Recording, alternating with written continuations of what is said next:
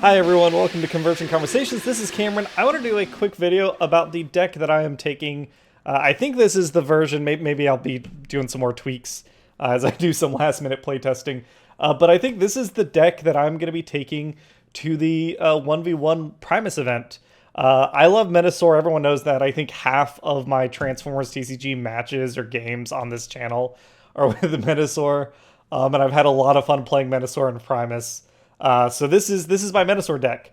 We can see we've got 28 stars of bots. If you don't know Primus, you get 35 stars to play with, and then you've got a 50 card deck, and it's singletons except for a signature action and a signature upgrade, which you get 3 of.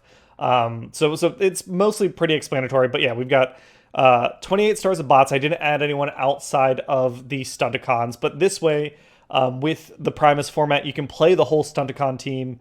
And no one has to start in the scrap pile in the KO area, so you don't start out with damage on Menasor aside from what you've taken throughout the game, which I felt is really nice and strong. I've got 3 stratagems. Villainous Spotlight, we all know, gets me 2 orange battle cards, 2 orange star battle cards.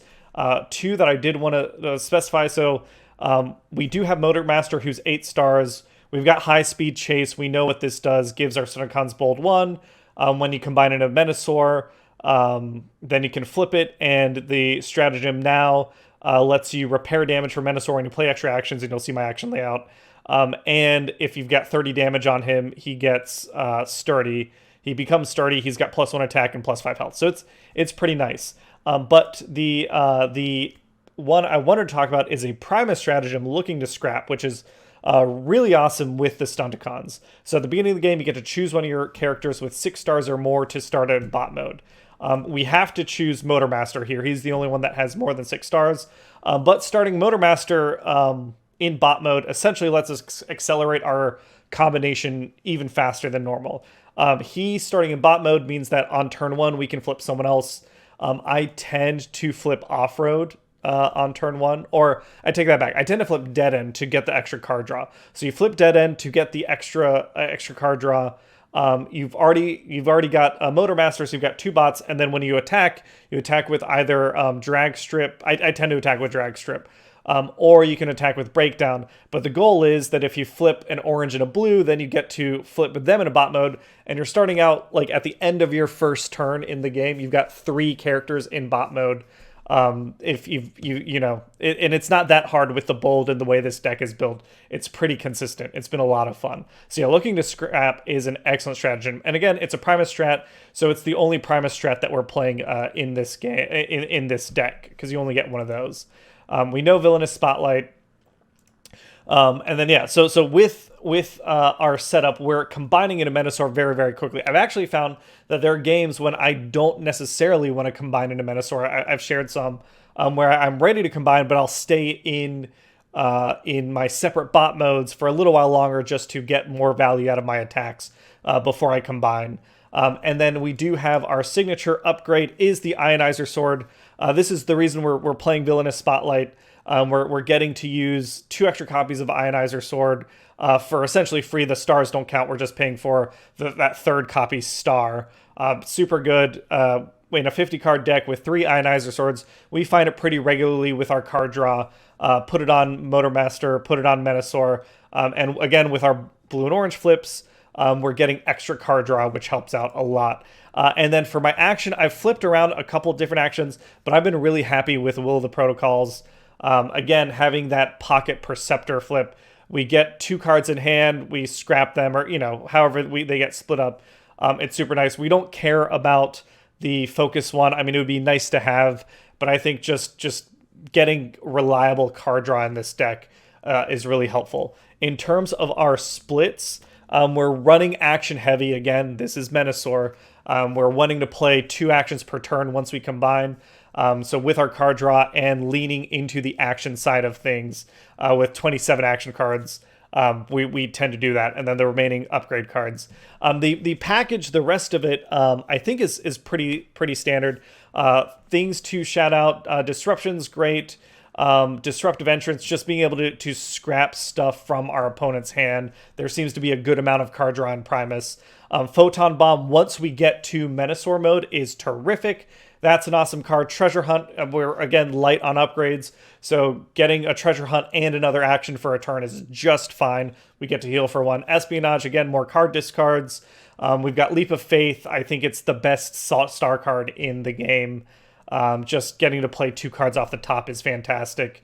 Steamroll, again, Menasor is going to hit really hard if we're not facing against another combiner or anything. I've had games that I've won because I've gotten Steamroll off. It's fantastic. The Stunticon Enigma's there, just in case for some reason I found that the draw 2 is just fine, and it is nice to have just an alternate way to combine. There's no way to really shut down High Speed Chase yet, but I just like having the Stunticon Enigma in my deck. It feels right. Especially since it's a one-of, since we have to play them as singles. Swindled, again, getting the extra action play with Menasor is nice, and then getting extra upgrade plays is awesome also. Calculated Strike is standard damage. Fuel Cache is really just there for the pips. If you notice, we're very evenly split on orange and blue. Really, there's maybe 1 blue that I could flip over. Right now, I'm pretty happy with it the way it is, though. And we've got just enough white pips that with our bold, we hit that blue-orange very consistently, and we're combining very consistently. New Orders is another way to, again, untap, get extra attacks in, get extra flips in, depending on how we do the turn order. Because with 35 stars, as a 5-wide team, we're not like crazy wider than other teams. Most teams are 3 or 4 characters anyway. So New Orders gets extra value in the format, I feel. Belligerence is self-explanatory. Magnus Function Rate, again, if you play it as Menasor, it's amazing. Magnus Function Rate was actually one of my signature cards for a little while, but I'm much prefer having the Will of Protocols. Master Metallicato, again, pips are great. Precision Fire, just more consistent damage. Again, if you're in combined mode, odds are your opponent is not matching you in combined mode, so you just get damage out there, call something else. Armored Assault, we are playing a decent amount of upgrades. Getting pumps on Menasor while we've got an armor on is fantastic.